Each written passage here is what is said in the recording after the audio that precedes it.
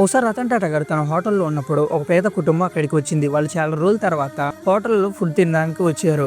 భార్య, పిల్లలు కలిసి వాళ్ళు ఎంతో ఆనందంగా భోజనం చేస్తూ ఉన్నారు. ఫుడ్ తిని అయిపోయాక ఒక వ్యక్తి బిల్లు తీసుకొచ్చి చూస్తాడు. కానీ ఆ బిల్లులో జేబులో ఉన్న డబ్బులకి చాలట్లేదు. ముఖం ఒక్కసారిగా మారిపోయింది. ఏం చేయాలో అర్థం గాక కంగారు పడుతున్నాడు ఆ మనిషి.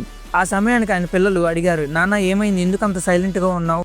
వాళ్ళు అడుగుతున్నారు కదా ఆన్సర్ చెప్పు" అని అంటూ ఉన్నారు. అప్పుడు రతన్ టాటా గారు పక్క టేబుల్ వద్ద కూర్చొని అదంతా చూస్తూ ఉన్నారు. వెంటనే అక్కడికి వెళ్లి సంతోషంగా అడుగుతారు, "ఏంటండి బాగున్నారా? గుర్తుపట్టలేదా? నేను మీ చిన్నప్పుడు ఫ్రెండ్‌ని రా రతన్ టాటా అని గుర్తు రాలేదా?" అని అడుగుతాడు. ఆ పేద మనిషి ఆశ్చర్యంగా చూస్తూ ఉన్నాడు. ఏం అర్థం కాక. రతన్ టాటా నవ్వుతూ అంటాడు, "ఈ రెస్టారెంట్ మనదేరా. బిల్లు ఈరోజు చెల్లించకపోతే ఏంటిలే, రేపు చెల్లిద్దులే వెళ్ళు. రేపు గడువులే ఎల్లు. ఈరోజు నీ ఫ్యామిలీతో వచ్చావు కదా ఎంజాయ్ చెయ్యి" అని అంటాడు. ఆ కుటుంబం ఎంతో థ్యాంక్ యూ అని చెప్తారు. బయటికి వెళ్ళిన తర్వాత ఆ మనిషి ఒంటరిగా తిరిగి వచ్చి రతన్ టాటా గారికి చెప్తాడు, "థ్యాంక్ యూ సార్. ఈ రోజు నా పిల్లల ముందు నా పరువు కాపాడారు" అని చెప్తాడు. అప్పుడు రతన్ టాటా గారు చిరునవ్వుతో చెప్తాడు, "మీరు మంచి మనిషిలా కనపడుతున్నారు. నా దగ్గర పనిలో జాయిన్ అవ్వండి. ఈ కుటుంబం మళ్ళీ ఇలాంటి సమస్య రాకుండా నేను చూసుకుంటాను. అంతేకాదు నా దగ్గర పిల్లలను ఉంచండి. నేను స్కూల్‌లో జాయిన్ చేస్తాను.